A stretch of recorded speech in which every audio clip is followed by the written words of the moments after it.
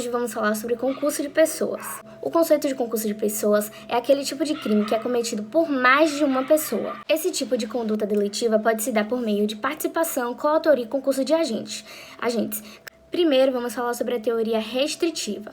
Para essa teoria, autor é quem executa o crime. Para a teoria ampliativa, todos são autores, seja você partícipe, coautor ou até mesmo quem executa o crime. Temos a teoria do domínio do fato, que é aquela na qual entende-se que o autor é aquele que executa o verbo, mas também é aquele que tem o poder de iniciar ou cessar o delito. Lembrando que essa teoria é a teoria mais recente.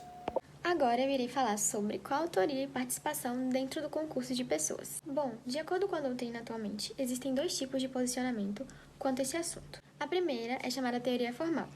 Nela, resumidamente, o autor é aquele que cometeu o ato que de fato é considerado crime de acordo com o Código Penal.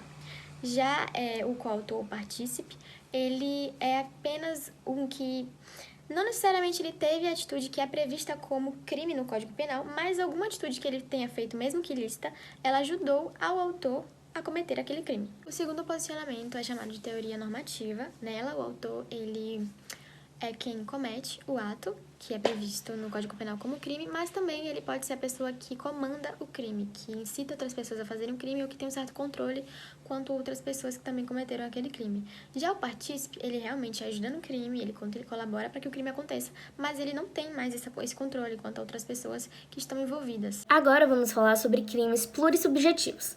Primeiro vamos classificar. Existem os crimes monossubjetivos, que são praticados apenas por uma pessoa, e ele é considerado um concurso eventual. Crimes plurissubjetivos, o que são eles? É justamente aquele onde várias pessoas cometem o crime. O crime plurissubjetivo não pode ser considerado como um crime de participação necessária. Não existe participação nesse tipo de crime, porque todos são considerados autores. Agora iremos falar sobre os requisitos do concurso de pessoas.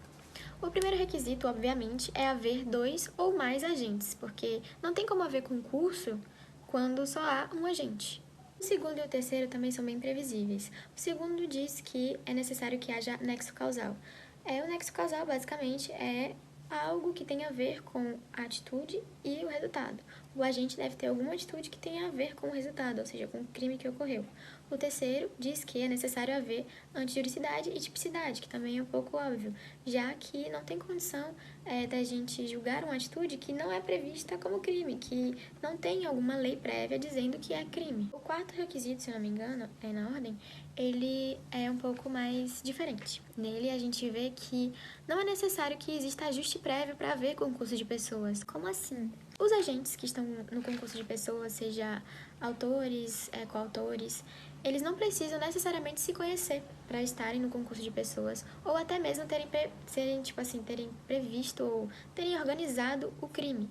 Eu e uma segunda pessoa, uma pessoa B, a gente tem a mesma vontade de matar uma pessoa C.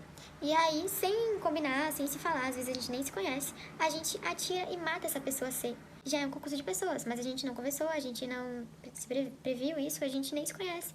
Mas estamos no concurso de pessoas, no mesmo concurso de pessoas. E o último requisito, ele fala sobre o reconhecimento. Ou seja, todos os agentes envolvidos, eles têm que estar no mesmo crime. Eles têm que ter praticado o mesmo crime para haver um concurso de pessoas entre eles. Vamos falar sobre autoria mediata e imediata.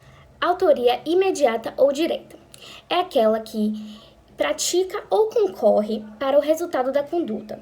É a pessoa que executa o crime em si ou em uma pessoa que domine o fato. Já na teoria mediata, é aquela onde a pessoa, o autor, se utiliza de uma outra pessoa que não sabe que está sendo usada. Agora eu vou falar um pouco sobre participação e coautoria no crime omissivo. O segundo tipo é a participação por conveniência, que é quando eu não tenho o dever nem a vontade de evitar que algo aconteça. Nesse caso, não vai haver punição, porque o concurso ele é plenamente negativo.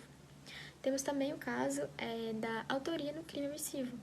Um exemplo bem prático para se entender é 2 pessoas que elas encontram uma terceira pessoa que se acidentou e está gravemente ferida, e essas 2 pessoas elas não fazem nada quanto a isso. Pessoas que não fizeram nada, elas vão responder por coautoria no crime omissivo. Agora eu vou falar sobre participação e cumplicidade. A primeira visão sobre cúmplice é aquela pessoa que ajuda não sabendo que está ajudando no crime. Segunda visão sobre cúmplice. Cúmplice é aquela pessoa onde ela contribui materialmente para a prática da infração penal. A terceira visão, cúmplice é aquela pessoa que contribui dolosamente para a prática da conduta delituosa, mesmo o autor não tendo consciência desse favorecimento. Agora eu vou falar um pouco sobre incomunicabilidade. Ela está prevista lá no artigo 30 do Código Penal, que diz: não se comunicam as circunstâncias e as condições de caráter pessoal, salvo quando elementares do crime. A circunstância considerada pessoal, ela não vai se comunicar com as demais circunstâncias do crime. Mas o que seria uma circunstância pessoal? A circunstância pessoal, ela é algo que ela envolve o agente, mas ela não é inerente à sua pessoa. Por fim, vamos falar sobre casos de impunibilidade. No artigo 31 do Código Penal diz que o ajuste, a determinação ou a instigação e o auxílio, salvo a disposição expressa em contrário, não são puníveis se o crime não chega, pelo menos, a ser tentado. O que quer dizer isso? Significa que não se pode punir algo que nem foi tentado.